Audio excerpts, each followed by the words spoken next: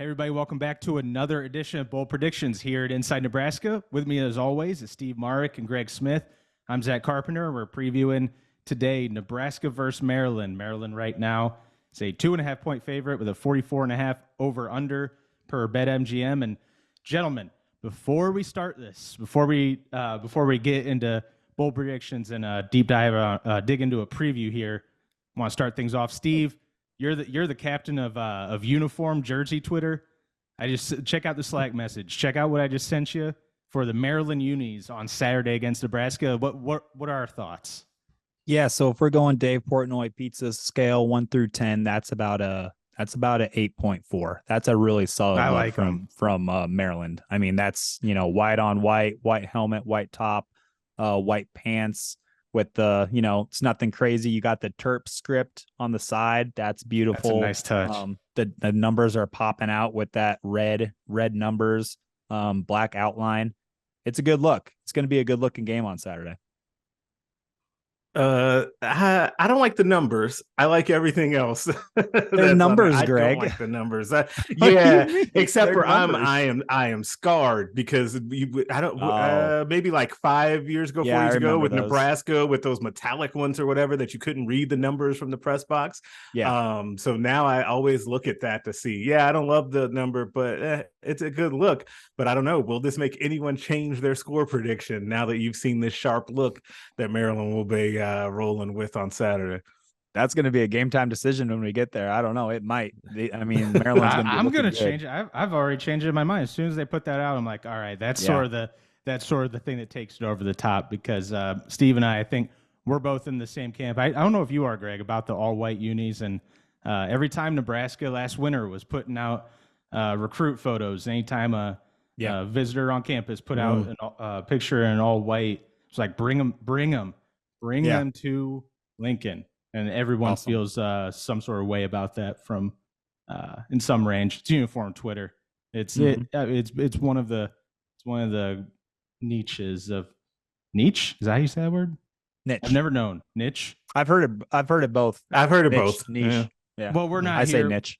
We're not here for pronunciation guide. We'll save that for things like Nash Hutmaker and Marquise Buford on Saturday. But yeah, I mean, I think that make a joke about the uniforms taking it over the top, but that's sort of been that type of game when we're previewing it and thinking about predictions. For me, at least, I think it is for you guys too. Of like kind of waffling back and forth of like, all right, how's this game gonna go? What do we think's gonna happen? Like, I know it opened as a 1.5 point spread, 2.5. I mean, it's in that 2.5 or under range. No matter what book you look at, and both teams 5-4 is a pivotal game for both because, I mean, if Nebraska, obviously, if whichever team wins is going to be bowl eligible officially, but if Nebraska loses, you start feeling those keisters get a little tighter as you have a trip up to Wisconsin, then you're welcoming Iowa in on Black Friday, and then Maryland, they still have to host number 2 Michigan and go to Rutgers, which is not going to be an easy game or easy place to play. So this is a big game on Saturday. Steve, what are we thinking for your first bold prediction? How you see things sort of shaking out? Yeah, so I think a lot of the talk with Maryland this week has been their passing offense, and obviously it's pretty good. It's one of the best in the Big Ten. They have one of the best quarterbacks in the Big Ten with Talia Tagovailoa, Tua's little brother from Alabama, and now the Miami Dolphins. Talia can play. He's a baller. He's a fifth-year guy. He's old. He's a veteran. He's averaging 276 passing yards per game, tops in the conference, 21 touchdown passes, 7 interceptions. So, yeah, I mean, Maryland's passing game against Nebraska's passing defense is going to be kind of the biggest area where I'm kind of paying attention to on Saturday. So with my bold prediction, I'm kind of stay in that area and go with Marquise Buford records his first interception of the season in his second game that he's played in. So that's my big bold prediction, because with Malcolm Hartzog potentially being out after getting dinged by Sam Levitt's left shoulder last weekend at Michigan State, he might not play. That's going to open the door for more playing time, more snaps from Marquise Buford. And I think we all agree, after not playing since last November against Wisconsin in the second to last game of the season, what Marquise showed at Michigan State, he was moving around really well. It kind of makes you think that he could have probably played maybe last game or a couple games ago, but that's what Rule kind of wants to do with those ACLs and kind of serious knee injuries, is really kind of be careful with them and not rush anything and be super, super positive that once you're out there 100%, not at like 95, 90%, 100%. And I think Marquise Buford is 100% back. And so, yeah, I think he picks off Talia Tagovailoa, and that'll be his 8th interception of the season. Talia's. So, Marquise Buford, big, bold prediction. He gets an interception. There's a hell of a story on InsideNebraska.com about him by a really handsome, well-dressed writer. So you guys should go check that out. That writer charted all the 16 snaps for Marquise Buford to see what his role was like, and sounds exciting. So go check that out. But I like that. I love that prediction from Steve. Anyway. Yeah, it's funny. I'm surprised that anyone would say that baby Mahomes mixed with Kyler Murray would throw an interception in this game. But it does seem like there's been so much talk. And it's weird because, like, on one hand, I really like the over-the-top praise from Matt Rule and like Tony White and those guys about the opponent, because I think it kind of table sets expectation for the fans that, like, yes, some of these teams are struggling, but they are still Big Ten teams that have talent on their roster. We saw that even going back to the Purdue game with kind of their edge players and guys that, man, if you could put them on Nebraska, like, you take that in a heartbeat. I think the same way with Michigan State. I think they had talent, and I think that Maryland has talent as well. So I do like that pick, though, by Steve. So we've talked so much about the passing game. I'm going to go the other way. I'm going to go with Nebraska's passing game. My bold prediction is that Henrik Harberg, the off malign Henrik Harberg at this point, cracks 200 yards passing. Now, you might say when you first hear that, wow, how bold is that? Until you actually go look inside the numbers and realize pretty damn bold. That's pretty bold. The 199 is the high for the season against Michigan, in which, they basically had to throw the ball around to try and, keep it, somewhat respectable, which they didn't really do anyway. The next highest total for him in a game is 158 against Northern Illinois early in the season. The highest amount of passes also came in that Michigan game. He had 25, or no, sorry, it was Michigan State last week. 28 against Michigan State last week. He only completed 12 of those. I think that he gets to 200 this week, but I also think that they're going to hit a couple of more of these big plays. And the reasoning for that is a kind of a law of averages situation. Those plays are there. Like, every week, I feel like we look up, and if he would just make one more read or be just a little bit more patient, or make the right throw, then you would be able to have some of these explosive plays. Like, I feel like there's going to be at least 3 crossing route opportunities in this game that he can take advantage of, because they're there every week. I think that they're starting to find a little bit of something I like them throwing a jump ball last week to Malachi Coleman down the sideline. So long as they're doing that to him and not Jaden Doss, I don't think that that's necessarily the matchup that you need. I like Doss in the slot. Don't like him doing jump balls.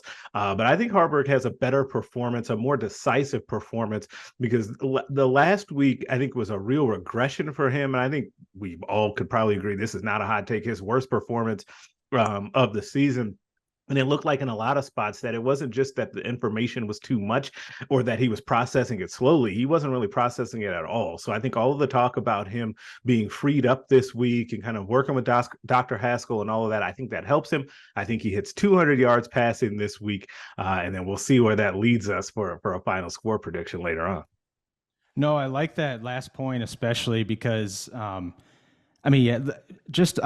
obviously, just to reiterate your points of he was clearly hesitant and was like robotic in going through his reads, was unsure of what decisions to make, and you could see him struggling with that in real time. And I mean, it's similar to I think it was the Michigan game.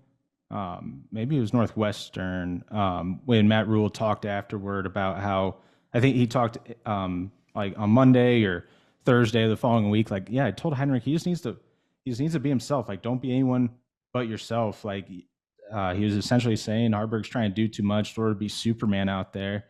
And we saw that earlier in the year from Jeff Sims with the against Minnesota and Colorado, with a somewhat similar situation of, like, he's just trying to do too much, get in your own head, and then you're Then you're battling against yourself and the defense. Then you're facing 12 guys out there on the field, like instead of 11. So I think that's important to get Henrik back grounded, and have him playing loose and free, and just do what the defensive staff has this defense do. Just play ball.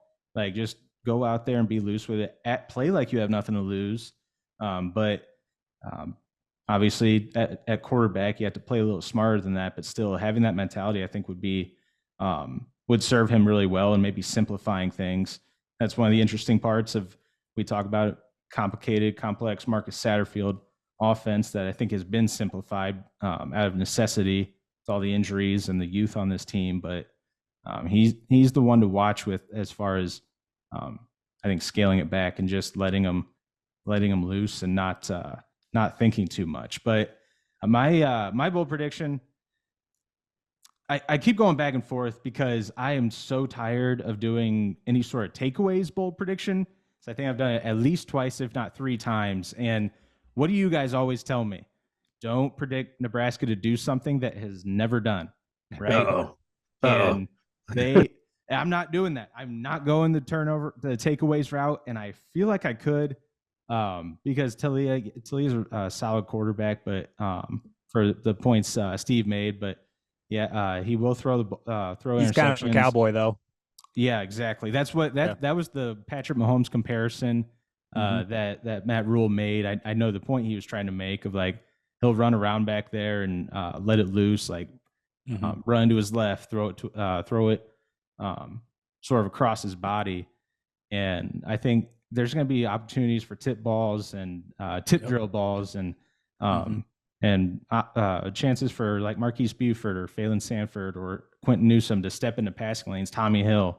I wouldn't be surprised if we see 1 or 2 interceptions. Maybe Tommy Hill finally, after 3 weeks in a row, Northwestern, Purdue, and Michigan State, when he could have housed a pick 6 in each of those games. He was that close to getting a pick on the first series against Northwestern. He almost got one on the first series against Michigan State, both of which would have been easily returned for the house, and he had the one at the end of the game against Purdue.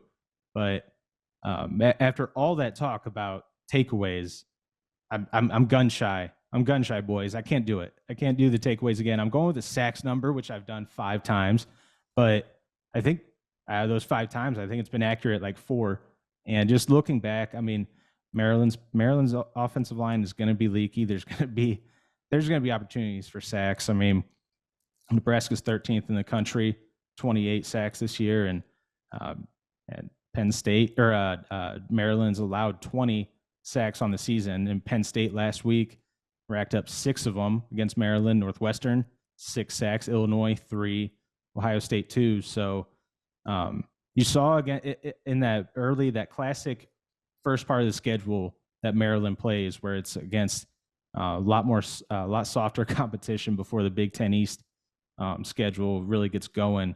Those first 5 games, 1, 2, 3, 4, 5, they allowed a total of 3 sacks, a total of 3 sacks. Over the last 4 games, it's 15. So there's going to be something there. There's going to be opportunities there. And more specifically, I'm going with a 2-sack game for James Williams. 2-sack game from James Williams and 6 by the Nebraska defense. And I got some numbers here, fellas. I told you I'd save it for the podcast. Pressure rate.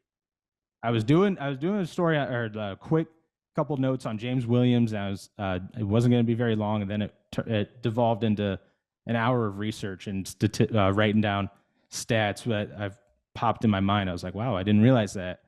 Right now, James Williams is 4th on the Huskers defense in pressure rate at 22.2%. And pressure rate, it takes the number of pressures you have divided by the total number of pass rush snaps. So you have 6 pressures and 27 pass rush snaps. Small sample size, but he's still number 4 on the defense right now, with 6 pressures over those 27 pass rush attempts. He's right behind Javen Wright, John Bullock, and Luke Reimer, and ahead of Prince Will, Umanyalan, and Jamari Butler. So I think this is going to be a game where he gets used. Maybe we see him an uptick in snaps and those opportunities.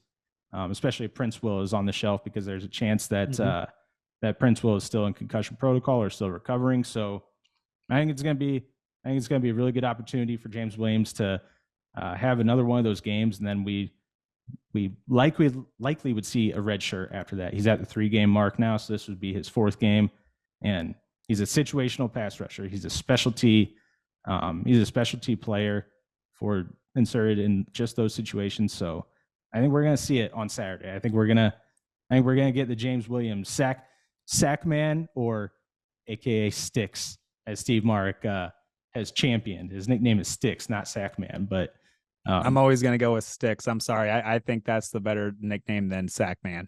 We're still in debate. We need to start a poll on. I hope that Nebraska he gets there. or something. Now, I hope that he has a podium game so that we can ask him once and for all. Like, it needs to be a side session too, not at the main one, because he'll be more open if we get him in the side. And then I'm going to ask him flat out. Like, I'm going to say, what Steve Marik says, what do you what do you want? Yeah, because your teammate said Sackman, Steve Marik says Sticks. What do you like? And of course, Sticks was the original nickname when he was in high school in Missouri, and then at Iowa Central Community College. Sticks was the name, and then it was Sackman once he started playing for the Huskers. So I'm going with the original Sticks. How did he get that nickname? What was the when in high school he was just long. He is super long. He's 6'5". He's pretty thin right now. Yeah, pretty thin. Yeah, playing at 235, 240 pounds right now. And just think about what he looked like at Iowa Central, and then in high school, just a gangly guy out there. Sticks. So I really liked it. I think it fits him too, because a good nickname should be something about your look, your personality, something like that. And when you look at James Williams, the excellent frame that he has for an edge guy on a defensive front at 6'5", 230, 240 pounds, he just looks like a stick out there. He's just limbs everywhere, but apparently he's hard to block. So I really like. Incredible first step. Nice job, Terrence Knighton in the summer in the post-grad camp. Yeah, that the sack he had against Michigan State. I mean, he did a really nice job of not just getting around the edge, but like dipping under. He took a chip from a tight end or a running back or something, and then went against the left tackle too and beat him. So that was a really good 1-2 element from James Williams. Yeah, I think it's not a fluke. I don't think it's fluky. No. I mean, he can rush a passer. Especially, he absolutely can rush. Yeah, he's got skills. Yeah, being in those limited snaps too helps him just kind of tee off. I mean, we're seeing that all across the defense with the rotations. That it's like, all right, we're gonna be able to rotate, so keep guys fresh, and just like I think it allows guys to just go balls to the wall with as many snaps as they can, because they know that they're gonna get a breather all across that defense. But anyway, enough about James Williams. Coming into this one, I do think it's going to be an opportunity for him and the rest of the Husker pass rush to sort of tee off a little bit on Tagovailoa and the Maryland offensive line. But score predictions, boys. So Maryland, like I said, to open right now is a 2.5-point favorite. Over under is 44.5 right now. I think we all keep going back and forth on what we think. But Steve, what do we got? This was so tough for me to figure out like who's going to win this thing. I have no idea. Maryland comes in here, 4-game losing streak, just got blown out by Penn State. I'm thinking to myself, like, these guys, these Terrapins, they're flying halfway across the country from Maryland to Nebraska. They're probably wondering what a Nebraska is. Are they going to be juiced up to play this game? Are they going to be wanting to go out there at 11 a.m. after getting off a plane? I don't know. I'm just going to go against what I maybe truly think and say Nebraska is going to win this thing. Nebraska wins at 24-20. I think it's going to be a nail biter, 4-quarter game. It's not going to be enjoyable for Husker fans to watch, because I think they're just not good enough right now offensively to kind of run away from another Big Ten team. And with the threat that Taliaper has back there, like I said, he's a cowboy. He can do a lot of good things. He can also do a lot of bad things. He just needs to be reined in a little bit, but that's who he is. That's the kind of quarterback he is. He's a gunslinger. He's going to make some plays, but he's also going to make some bad plays. So I don't know. At the end of the day, I think Nebraska gets this thing 24-20 and qualifies for a bowl, I guess. That'd be a big deal. Yeah. That would kind of slip that in there at the end. Yeah. Kind of a big deal. Yeah, I think the bigger upset is that I've got the over hitting, but I think barely. But I got Nebraska winning 24-23. I don't feel great about it. Like, I don't know. Like, I could honestly see this game going a number of ways. I could honestly see Maryland coming in here and throwing the ball all over the yard on Nebraska. I could see Maryland coming in and just totally getting shut down because, as we've heard from the defense kind of all week long, they're kind of pissed off about the performance last week, even though I feel like we've now gotten to the point to where the performance against Michigan State has been made worse by the defense. Like, the way they talk about it, they gave up 50 points. You give up 20 points in a Big Ten game, you probably should win that game. But having a putrid offense will do that to you. I don't have confidence in Nebraska's offense, but Maryland is just Maryland at this point. So 24-23 Nebraska, and what is my lowest confidence pick of the season. They get bowl eligible, but nothing would surprise me here. But I'll stick with my Nebraska by 1 point, and for a bonus on a Tristan Alvano field goal at the end to win it.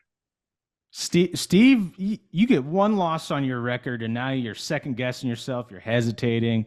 You were super hesitating on picks and going into Michigan State, and then you had Nebraska and first loss of the season. Now it's like I have no idea. Gosh, that East Lansing trip, jeez. I just such a disappointment. Yeah, gray and cloudy though. I thought you liked that. It was like, hey, East Lansing as a town, awesome. The environment up there, awesome. I loved that it was gray and dreary and everybody just like looked meh out there. I just love that. That's me. You were born to be in the Big Ten West. I absolutely. Well, I was born in this. I just live with it. So. Born in the darkness. Yeah, absolutely. Shout out Bane. But anyway, yeah, I mean, this is going to be a big game, and it was super disappointing last week for the team just to do that. Matt Rule didn't think he didn't say the word flat, but I think the defense came out a little bit flat in those two chunk plays that Michigan State got on that first drive. That just kind of gave everybody, I think, inside they're like, okay, well, this is going to be a fight now. Everybody kind of pegged that as a win, and I think we were all taught a lesson not to count on things with Nebraska just yet. And so, yeah, it was just ultimately a disappointing trip for Huskers, but hey, they got another opportunity. Maryland, coming to town. So again, I'm excited for this thing. So now after all of that, Zach, have you settled on what your final prediction is going to be? Yeah. And, this is subject to change. If you wind up reading in final score predictions on Friday that a different score and maybe even a different team winning the game, or a tweet where I say this is my final score prediction, it's completely different than the other two, all rights reserved. I reserve the right to change, but I just keep going back to what my gut's telling me over the past couple of days. I mean, not just my gut, but looking at a lot of the same things you guys said, and looking back at some of Maryland's games and outcomes from the first half of the season and then the second half, and I'm going against a couple things that I think that I've been considering is a lot the same stuff Steve said as far as like it's a tough trip. You just got walloped by Penn State. You just got beat up by Penn State, and now you're making that cross country trip to Lincoln, Nebraska. It's not going to be an easy or fun trip, and that was my point going back to the spring and then summer and then fall before the season started. Is the entire time I had Nebraska splitting at Michigan State and versus Maryland. I was like, I don't know yet who I want, which one I think they're going to win and which one I think they're going to lose. I just think you're going to split those two. And now they've lost to Michigan State, and I'm going against the thing that I've said this entire time. And I'm probably going to be kicking myself for it if I do, or now that I am doing it. But I have Maryland winning this game 28-13 because I just keep coming back to not the Maryland defense. I mean, their pass rush, they have 27 sacks over the first 9 games, which is just one behind Nebraska at 28. I think they're going to have the ability to put pressure on Nebraska. They have a rushing offense that's not that bad. They had negative 49 rushing yards against Penn State last week because of all the sack totals. And permission event right now, I hate the college football rule that sacks count against rush totals. That's my number one rule I think I hate. I don't know if you guys feel strongly about that as I do. I just don't get it. Yeah, absolutely. I hate it. I go to bed every night, damning it to hell and back. So, I hate it with a passion. That's as good of a testimonial as I could hear. Yeah, I really hate it. You're really bad. So anyway, I think there's just the script is there where I just don't think Nebraska's offense will be able to keep up with a Maryland offense if and when this Husker defense gives up those explosive plays, which I know has been such an emphasis in Matt Rule and Tony White when they're talking about the Michigan State game and getting things corrected. And Greg and I have talked about it in the last two rapid recap videos. But I mean, every game this year, except for Northern Illinois, Nebraska has allowed multiple explosive plays. And going back to that Colorado game, that was what lost them the game, is those big chunk plays. And I see those coming on Saturday. I think that the Maryland passing offense, number 2 in the Big Ten, number 2017 in the country, is going to be able to get behind that Nebraska defense, man-to-man coverage a couple times and break free. So, and looking back, I mean, I'm also going against the fact that this is still the Maryland team that had Ohio State on the ropes in Columbus. It was 10-10 at halftime, and before the bottom fell out against a really strong Ohio State defense that does take the ball away. And Nebraska, we talk about the fact that, they barely beat Northwestern. They lost Northwestern and they lost to Illinois. But I'm kind of putting those results and the actual results in the rearview mirror. And I mean, if you can compete against Ohio State at Ohio State, that's one data point that has me picking the Terps. I mean, and it's also going against the fact that during that game, it was tied 10-10, and Maryland was driving, could have easily kicked a field goal to go up 13-10 going into half, and just one of the dumbest coaching decisions and plays I've seen. Like they threw they had no timeouts left, like 10 seconds left. They kicked like a 40-some yard field goal, and then they threw like a 3-yard pass into the middle of the field with no timeouts left, and clock ran out. And that was sort of that was the turning point in that game, and I think in the Terps season. And they've lost 4 in a row since then. They had Ohio State on the ropes, and bottom's fallen out since then. But enough rambling from me. 28-13, probably going to regret it, but we're rolling with it anyway, baby. So rapid fire final thoughts from you guys.